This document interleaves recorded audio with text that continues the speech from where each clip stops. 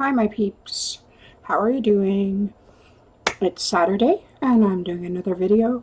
And today I'm going to talk, amongst a few other things, about why I am no longer trying to heal my MCAS. So, stick around, hit the subscription bell, and hit that ringer to be notified when I have new videos. So tonight I'm not feeling too bad, which is a little bit of a surprise considering last night I had a horrible reaction. One of my middle of the night reactions, which those are the worst. I wake up confused. I wake up sometimes too confused to take my Benadryl when I need it. I know I need it, but I can't translate that into action. Luckily last night I woke up before I entered the reaction where it was just starting to come on. I was like, oh crap, get the Benadryl, get it inside of me. Wake up Sam so he can help me. And spent 2.5 hours shaking, and which is part of my middle of the night reactions, and basically being miserable. So I was surprised when I woke up all right this morning and not feeling too bad. I mean, I slept in, obviously, but yeah. So today, let's see. First, I'm working on Sunbroken, and I'm having a great time. I love writing The Wild Hunt. I love writing Ember and Angel, and I'm looking forward to writing Raven's next book right after this one. So I'm so excited.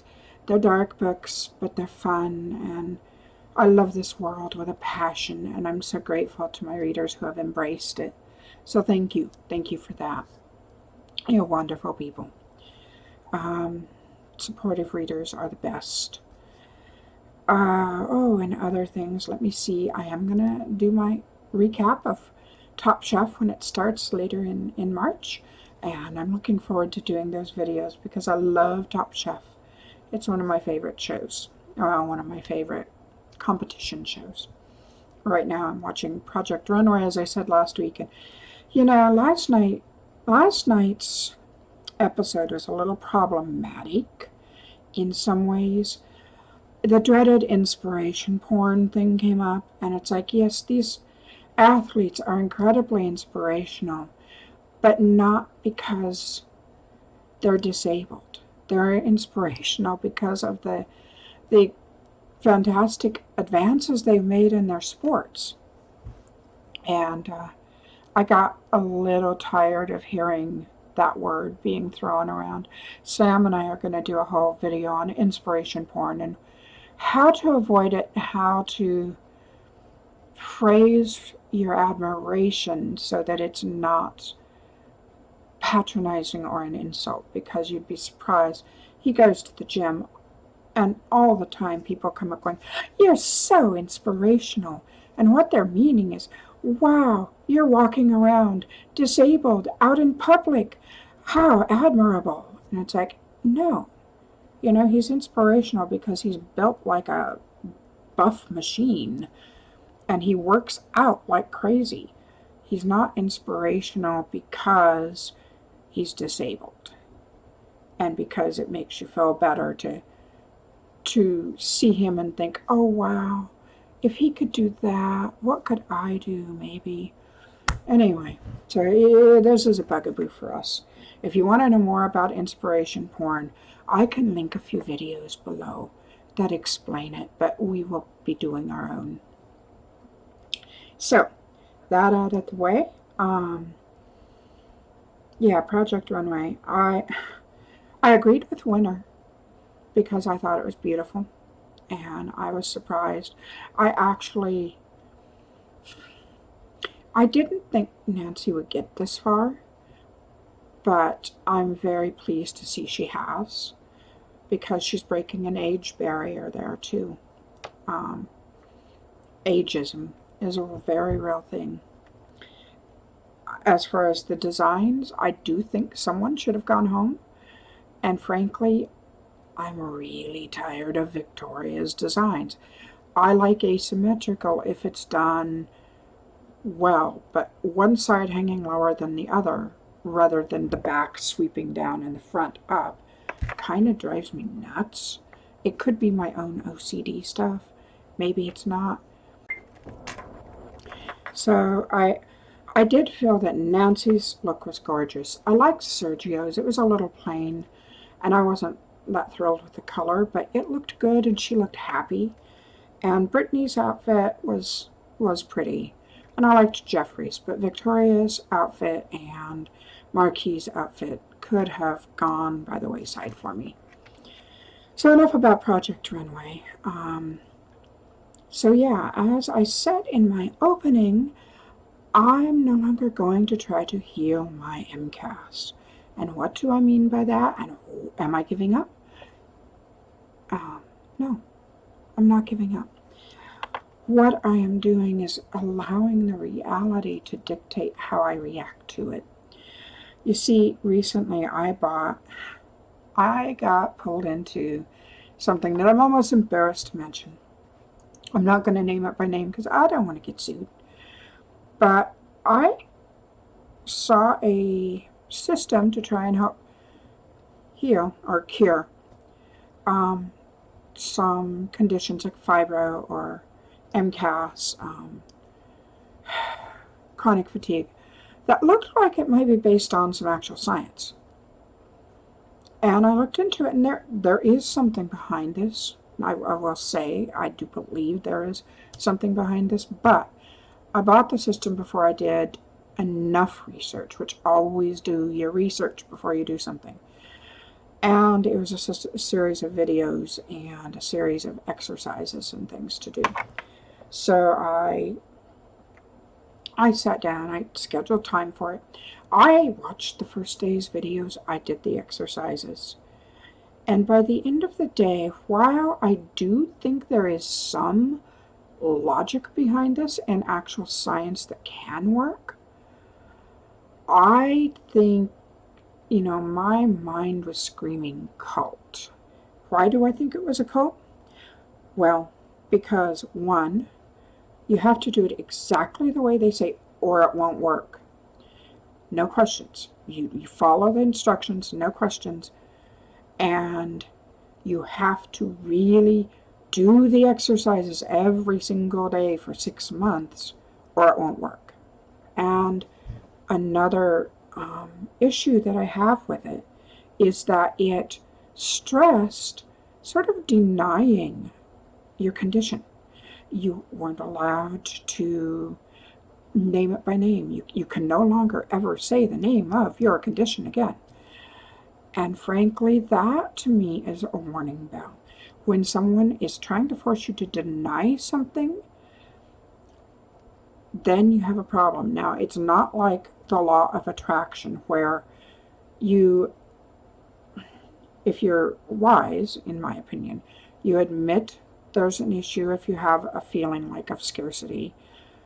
Then you work beyond it and you go, I feel this way, but it's not necessarily valid. And you look for the abundance that you do have in your life. Totally different thing than don't ever mention your condition again because it will strengthen it.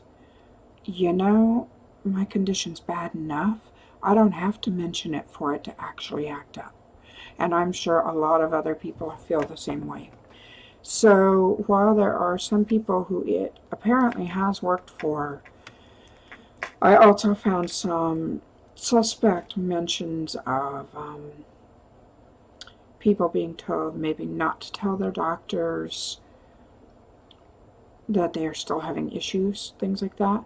I dug into the net after this, after my first initial reaction that day is going, I don't think this is a good idea. I dug deep into the net and found some complaints about it, and I was like, I don't think this is a good thing.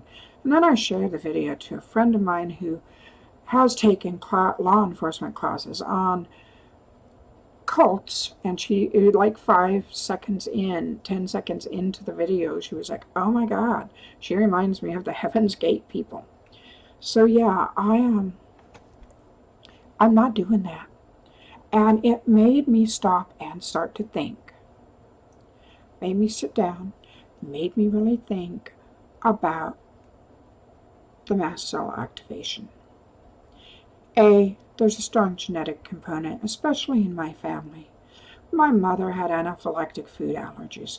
My sister has issues almost as strong as mine, not quite, but almost, and other ones, including, besides that I don't have.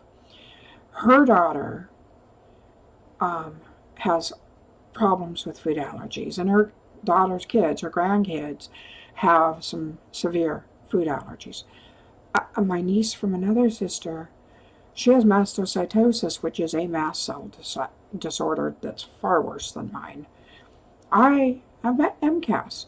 This has come down through my mother because we have different fathers, so had to come through mom. So we, as a family, we have some genetic components which just don't work right. My mast cells are not behaving. And no matter whether I call it MCAS or it, or whatever label I slap on the problem, they're still not going to behave right until I find a way to calm them down. And even then, it's remission. It's not cure. It's not heal. So I decided after a long thought that I'm just going to accept that I have this. This was my acceptance moment of going, okay, I can't run away from this. I can't turn my back. I have to accept that I have this issue, and then I can start to work with it. So I promptly stopped. I tucked all that stuff back in the box, and it's going back, the videos and stuff. And as for me, the past 2 weeks, I've been trying a new course. Well, not a new course. I've been trying a new course of action. I decided to start eating 1 meal per food. I think I did this last week. 1 food per meal. And I've been doing that almost 2 weeks now. And it has definitely helped. I mean, I'm still having reactions, like I had one in the middle of the night last night. But I am not having as bad of reactions as frequently. And that's very helpful. Anything to get the rate of reactions calmed down and the inflammation calmed down. And I'm no longer playing on the edge by trying to eat foods that are in the problematic category for me, by trying to say, well, maybe my body can handle a little if I just don't do this or if I just don't do that. No more. Gonna be safe eating from now on, because that's what will help me most, and calming down the stress, the yoga, the meditation that I do. That's all a vital part of me trying to put this into some sort of remission. Plus, I had a dream the other night that was very, very telling. Now, sometimes my body will talk to me through my dreams. I've had this happen more than once. And so I had this dream that I was trying to live in a fire zone. Well, one thing you have to understand about MCAS, it's an inflammatory disease. The body is so full of inflammation. My body is so full of inflammation. So I had this dream where I was in this wooded area. It was a rural housing area, and lots of woods and lots of trees, lots of pretty houses, and I thought it was so nice there, and I wanted to live there. I wanted to be able to live there, so I was looking for a house there.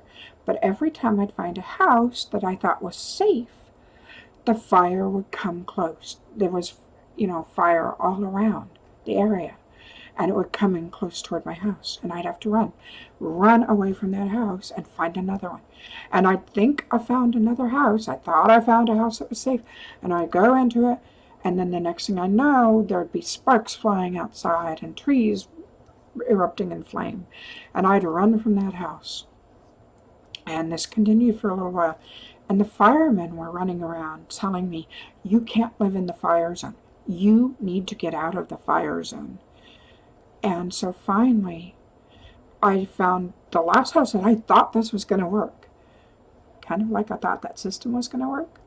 So I go in the house, and it's beautiful, and it's lovely, and then I turn around, and the wall starts burning away, and I see this molten lava coming through the wall, and I'm like, oh no, it's like, I can't do this. And I race outside, trying to get away from the lava, and then all of a sudden it dawns on me in the dream, I cannot live in the fire zone. I cannot live in this zone that other people can live in.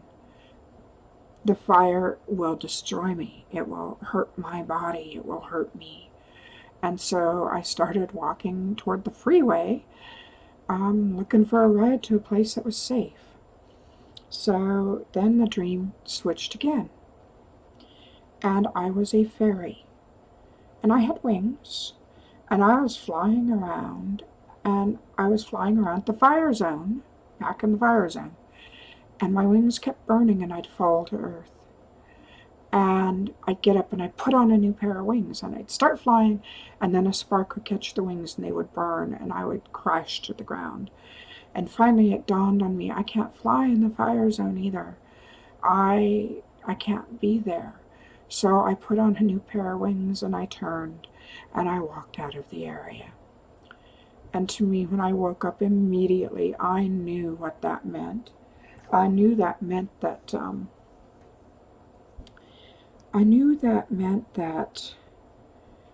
my body was the fire zone. The foods that are dangerous for me are the fire zone. Not taking this seriously is the fire zone. I can't live in the fire zone. I can't eat the foods that are in the fire zone. I can't do the things that are in the fire zone. I can't do a lot of cardio. I can't go out in the sun. I can't take a hot shower. I can't eat pork chops. I can't eat fish. I can't eat spinach. I can't eat tomatoes. All of those things are part of the fire zone. And if I don't get out of the fire zone, it's going to be bad. It's going to get really bad. And one of the things about MCAS is it can cause a constant, for some people, almost constant anaphylactic responses. I'm lucky so far that I haven't had one that bad. I have gotten close, but I haven't ended up having to jab myself with my EpiPen at this point. I don't want it to get there. So, enough with the systems that promise to heal your condition, that promise a cure. No, done with those. I'm no longer trying to heal this. I'm trying to manage it and hopefully put it into remission. And that means making smart choices for my body, geared toward my body. It means taking my supplements. It means eating the safe foods.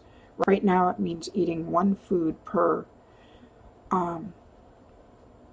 meal for me. It means taking Benadryl at night until I can get this into remission so that I don't go into a worse reaction, which I still can, and I do, but not as frequently. It means not walking into a restaurant. That's what it means. But what it means is if I stay out of this fire zone, I stay alive, I can do my work, I can still enjoy life, I can work within the limitations. So yeah, I'm not trying to heal myself anymore. I'm just trying to manage the condition, put it into remission if I can, and do my best to enjoy life and not go chasing potentially dangerous cures. So there's my little message for the day. In other news, let's see. Oh, I bought the entire seasons of Frasier and Friends and MASH because those are three of my favorite sitcoms besides I Love Lucy. And I'm putting them on my computer so I can watch them during break when I'm working. I work 25 minutes on, then I take a 5 to 6 minute break. So in between the work sprints, the writing sprints, I can now watch some of my favorite shows. 2 of them were on Netflix, Friends and Frasier, but they are no longer on Netflix. And so I was like, okay, I'm going to buy it and do my own. Anything else? Let's see. Demon's Delight comes out on Monday, so if you want Maddie's Wedding novella, it should be out on Monday. It will be in print. Of course, it'll be a little more expensive than the usual cost would be for a novella, because there's a minimum cost I can charge for it, and I need to make some profit on it. But I try to make sure that it's reasonable. So if you really want to read it in print, it will be available. I think that's about it. We didn't have Kaylee in here tonight to be with us, or Apple. Apple was warbling at my door for hours. I'm going to wrap this up, and I'm going to get back to work, and I'm going to go find something for dinner, which is probably going to be some ground beef. But, you know, it's safe, it's food, and I like it. So, I am going to wrap this up for now. I hope you enjoy Demon's Delight, and I hope you're looking forward to Sunbroken. Remember, it and Witching Moon are both available for pre-order. And take care of yourselves, and maybe tell me in the comments below, what is a limitation that you have finally accepted that you have to live within? What are some boundaries that you have had to accept that just exist in your life? Because that's what this is for me. It's a boundary, it's a limitation, and I've had to accept. I finally accepted that this is what it is, and now I can get on with things. So what have you accepted that have allowed you to get on with your life? Talk to you later, peeps. Bye-bye.